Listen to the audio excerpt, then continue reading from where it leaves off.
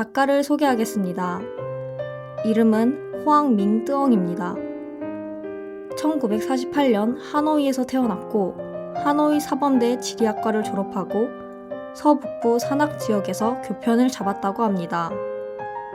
교사 생활을 시작하면서 글을 쓰기 시작했고 교육과 시대 신문기자, 문예신문 산문분과 위원장 등을 역임했습니다. 1979년 겨울벼라는 소설을 발표한 이후로 지금까지 17권의 소설과 15권의 단편, 르포, 수필집을 펴내었습니다. 상당히 왕성하게 글을 쓰는 분입니다. 그는 1978년에는 단편소설로 교육부 문학상을 받았고 1990년에는 베트남 노동연맹 문학상을, 1997년에는 베트남 문인의 상을 받았습니다. 그리고 베트남에서는 아주 특이한 경우인데 개인이 저는 쩐누엉닷컴에서 문학상을 받았습니다. 이 상은 하노이에 있는 한국문화원 마당에서 시상식을 거행했는데요. 혹시 공안당국에서 방해를 할까봐 1시간 전에 문자로 통보했다고 합니다. 그런데도 수십 명의 문인과 예술가들이 참석했다고 합니다. 그가 쓴 땅의 족보라는 소설은 2016년 베트남 제1 텔레비전에서 38부작 연속극으로 제작되어 방송되었습니다. 오늘 소개하는 이 작품의 원제는 졸 강을 건너다 였다고 합니다. 그런데 베트남의 유명한 작가인 응웬 후이 티앱이라는 사람이 쓴 강을 건너다 라는 단편소설이 있었습니다. 그래서 출판사에서 임의로 제목을 신의 시대라고 바꾸었다고 합니다. 여기서 졸이라는 것은 장기판의 졸을 의미합니다. 베트남 장기판은 가운데가 연결되지 않고 터져 있습니다. 그곳을 강이라고 부릅니다. 그래서 졸이 강을 건너다는 뒤로 후퇴할 수 없고 앞으로 나가야 한다는 것을 의미합니다.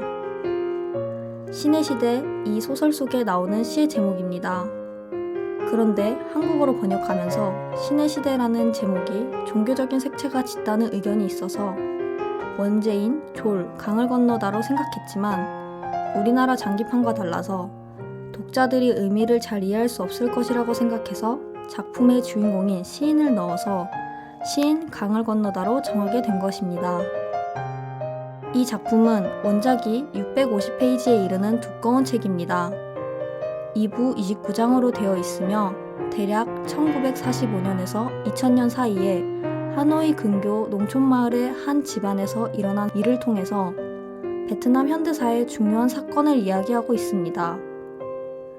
이 소설은 50여 년 전 토지개혁 당시 아버지가 지주로 몰려 처형당하며 몰락한 이후 격정의 역사 속에서 제각각 이념이나 노선에 따라 당 간부로, 시인으로, 혁명군으로, 남부 반동 지역으로 흩어져 살던 자식들과 손자들이 고향으로 돌아와 화해하고 합세하여 응웬 끼비엔으로 상징되는 가문을 일으켜 세운다는 이야기를 담고 있습니다.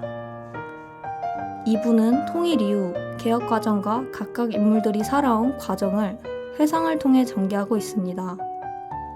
토일 후 승자와 패자, 재교육 캠프와 보트피플, 미국에서의 삶과 개혁, 개방 등 베트남의 현대사를 관통하며 당시의 베트남 상황을 생생하게 그려내고 있습니다.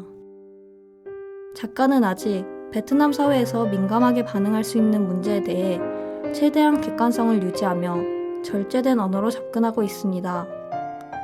하지만 작가는 이 소설을 통해서 식민지 해방투쟁, 남북전쟁, 개혁의 당위성은 굳건하게 드러내기도 합니다. 그렇지만 한 가문의 몰락을 그리면서 베트남의 고유한 전통의 몰락을 암시하고 있고 그 가문의 복원을 통해 미래를 전망하고 있습니다. 그러면서 삶이란 무엇인지, 역사와 인간의 관계는 무엇인지, 혁명의 진실은 무엇인지를 담담히 묻고 있는데 이 점이 문학이 역사를 읽어내는 과정에서 사회주의 국가의 정통 당문학에서는 흔히 볼 수 없었던 비극성을 통해 작품의 박진감을 더하고 있습니다. 베트남은 유교 문화권이며 식민지 시대, 외세의 개입에 의한 분단, 남북 전쟁 등 한국과 유사한 역사적 과정을 걸어왔기 때문인지 공감의 폭이 넓은 작품이라고 할 수 있습니다. 그래서 그런지 이 소설은 베트남판 태백산맥이라고 불러도 좋을 것 같습니다.